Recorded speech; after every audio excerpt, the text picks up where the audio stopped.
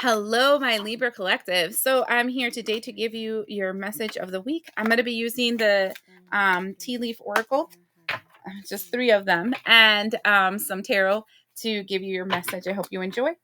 Um, since there are a lot, I just go through the pack and like wherever I feel like I want to pull something, I pull something and find out what it is that they want to tell you.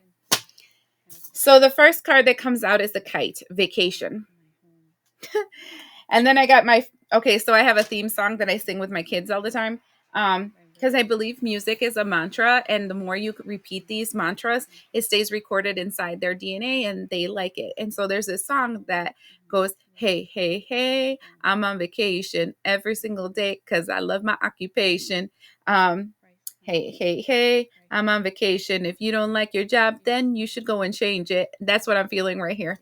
The second thing is hands. In need of help, assistance, or guidance.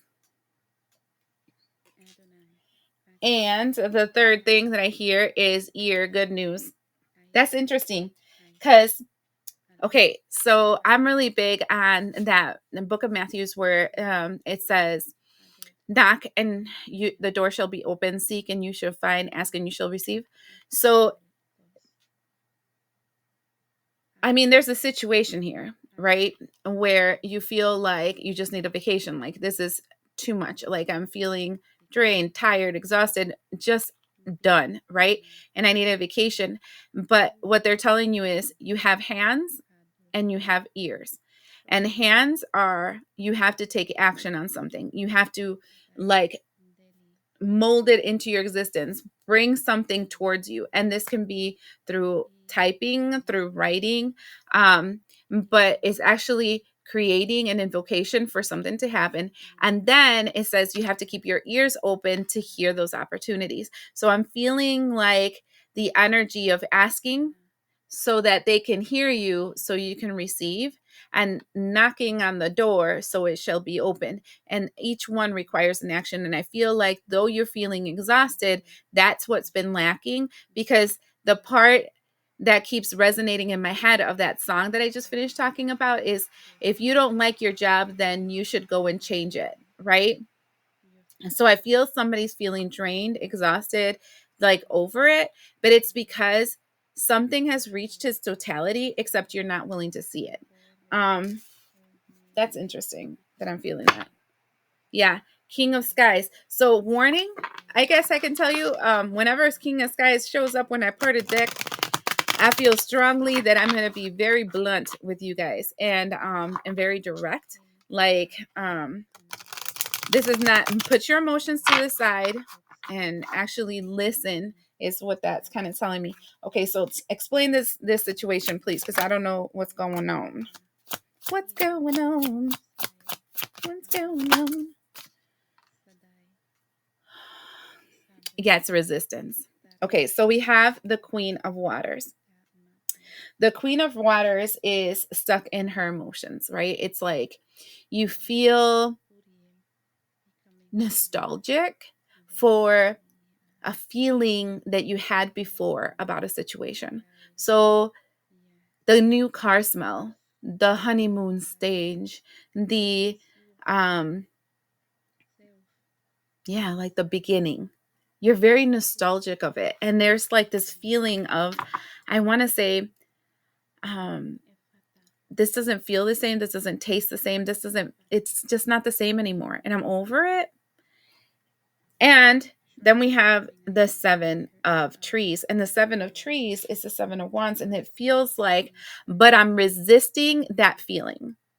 Though I'm feeling it, I'm pretending, nah, that's not me. That's not actually happening. Yada, yada, whole mess of stuff. And then we have the Maid of Stones. And this one's interesting because do you see how she's holding a hagstone?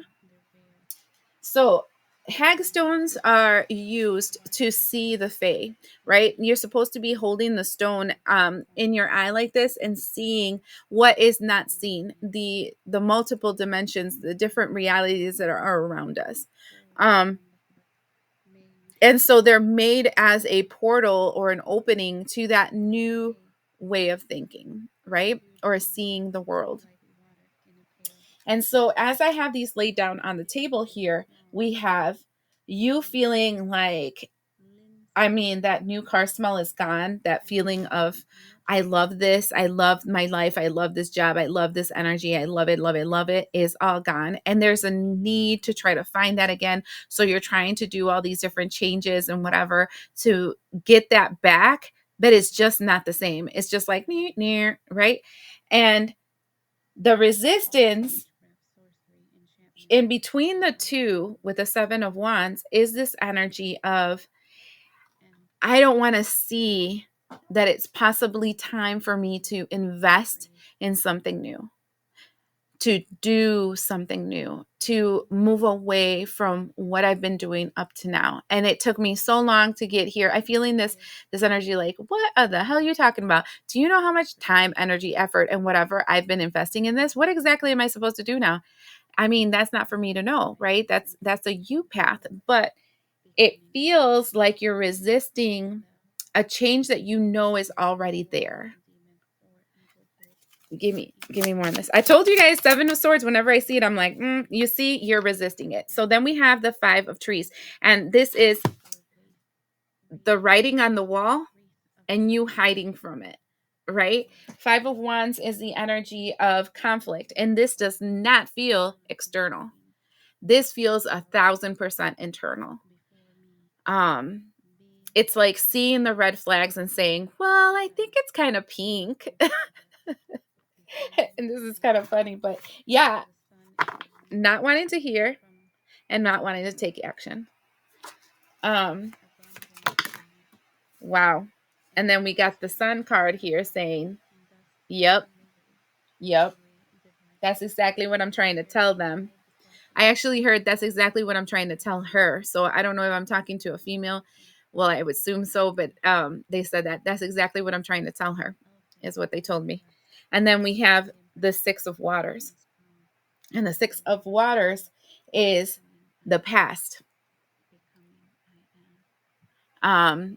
So I'm going to pull more on the Six of Waters because this feels interesting, because the clarity will come from the past. And so I feel when I got that card very strongly that you will notice that, yes, they are red flags and not pink ones when a situation from the past resurges. And I can tell you, we're going to hit, like we're practically going to end the year, let's say, with a Mercury retrograde, because we're going to do Mercury retrograde in about 2 weeks or so. And it's going to go all the way to the 15th of December, and it ends with a full moon. So, and we're going to have a new moon during the time, and then we're going to end it with a full moon. It feels very eclipse-ish.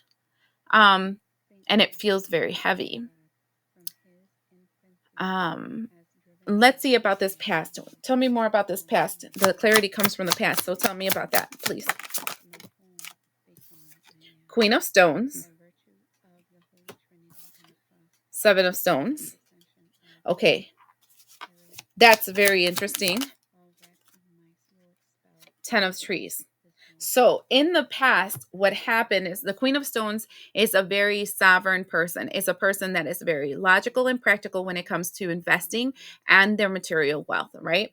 And then we have the Seven of Stones, which talks about long term. So when they invest on situations that they're expecting to have for a very long period of time. It's something that takes a very long time to grow and expand and create itself. So it's they don't short-term thinking financial stuff. They're not short-term thinking when it comes to their material well-being. So this, in the past, you were a very logical person when it came to how you conserved, made, and multiplied your money.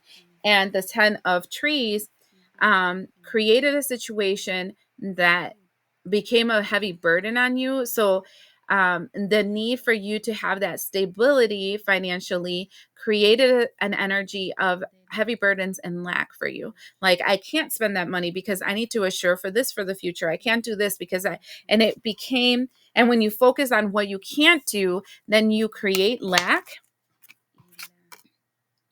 Wow. And then we have the the Tree of Life, number 4, which is the Emperor card. What about that?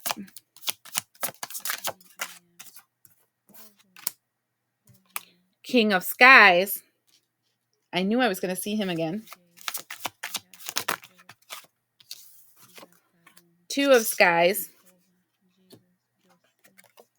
Eight of Waters. Then what happened was that because you were so restricting of yourself, you fell into, I want to say, a toxic partnership, right? This would be, because for me, I'm feeling a toxic partnership here because it's an emperor that is actually a king of skies and a king of swords. So it's an emperor that is narcissistic, an emperor that is dictatorial. And that doesn't mean it's an actual person, but it's an energy, a masculine energy of, I want to say, capitalism, right? And then it got you stuck and stagnant, and then you ended up having to leave, right? And I'm feeling like that's the cycle that's returning now. This energy of lack mentality that's coming up, it makes you partner with some kind of narcissistic energy. And this can be an organization, a group, a person, but it feels very masculine, the energy of this group, organization, and person. And then it actually stagnates you even more. And then you eventually get to the point of realizing it's time to leave. So it feels like a repeat of the past that you're going through because of the fact that because it's a redo, like it's the same shit different day, right? And there's a nostalgia here. There's like, maybe I can invest more time, energy, effort, maybe I can do it a different way, but then you're starting to get to the point where I'm starting to see things clearly now. And I see that it's closing time. You know, every new beginning comes from another beginning's end. Wow, I'm getting a lot of songs for you. It does feel like that. And so I feel that, like, and either you're going to realize it right away, or you're going to run through this cycle again that you did from the past. And either way, you're still going to walk away from it. I guess it just depends on how much you want to suffer, Libra. And I know that's funny, but you know, it's just the way it is, right? I hope this helps you, and we'll see you the next time.